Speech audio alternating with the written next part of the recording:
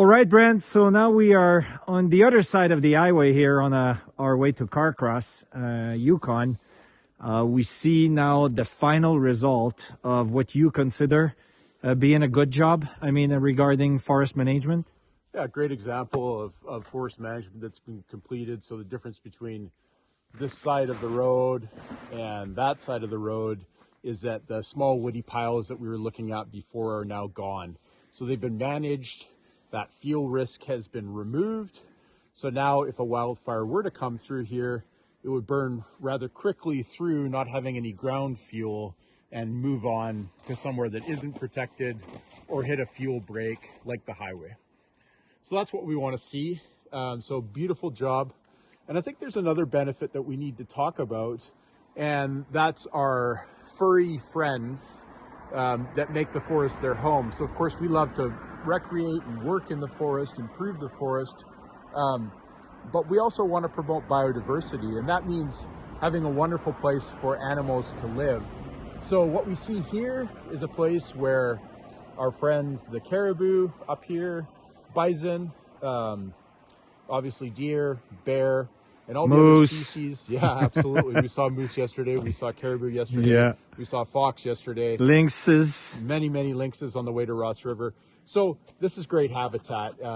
Animals can hunt in here. They can move around freely. They're not getting their antlers hung up on a young pine forest. They have the ability to move around. And so that's really the net benefit, as well as the removal of fire risk.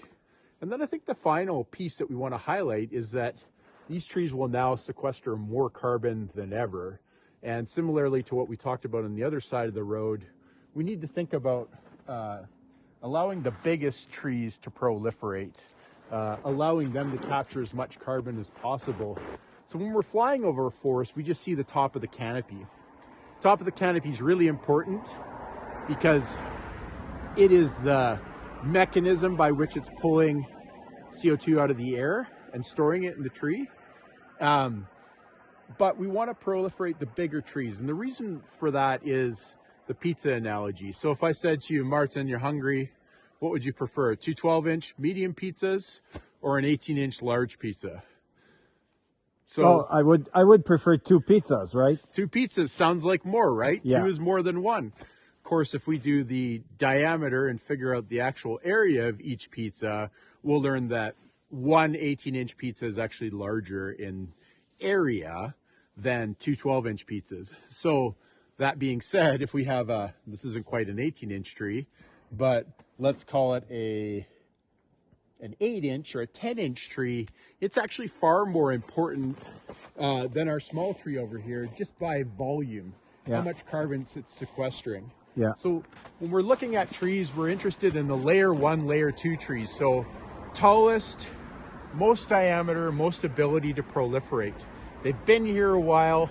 They're building resilience. They've got a good, strong root network, and we're just enhancing their ability to grow. So larger trees, they're not only able to store more carbon because they've been around for a while, but they're actually pulling more carbon out of the air. Now, it's important to note that we don't want a monoculture, so we don't want trees that are all the same. We need to have a mix. So if this tree were not to make it, then perhaps this young guy over here will. So when we think about that, we note our friend the stump. So at some point in time, there was a failure of some description. Maybe it was harvesting, maybe it was firewood. We can see some natural defect. This is still storing carbon, it's still good and actually very sound. So it must have been a recent failure, which is good. So that's still capturing carbon above ground and below ground in the form of the root wad. But it failed. So if we only had the big trees, we might have a problem. So now we have our friend the young tree, who is now able to take up the nutrients left over by not having to compete against the big tree.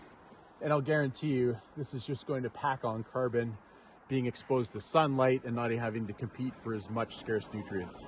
So a really good thing to have biodiversity, different sizes of trees in a thoughtful manner. So the spacing of the forest itself, Brent, is not related to a specific measurements in between trees. It's mostly because you want to protect the layer 1 trees first, plus the layer 2 tree in second, so on and so on, correct? Yes, however, let our truck go by. Yep. So the measurement is a guideline for the worker that's actually performing the removal. So if you're coming through here with a brush saw and you're going to zing down a tree, you need to think in terms of, okay, how many trees per radius should I leave?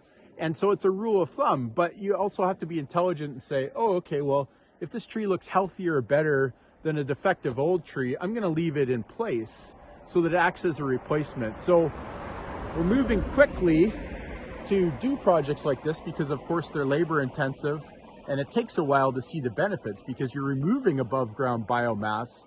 So it seems counterintuitive, right? We're actually cutting trees down to make other trees better, but that's in effect what we're actually trying to achieve, so that they don't have to compete as much against these little trees that are trying to take away from them. So again, bigger pizza, better. Thank you for watching this video. If you care about the forest as much as we do, please subscribe to our different channels and stay put for the next one.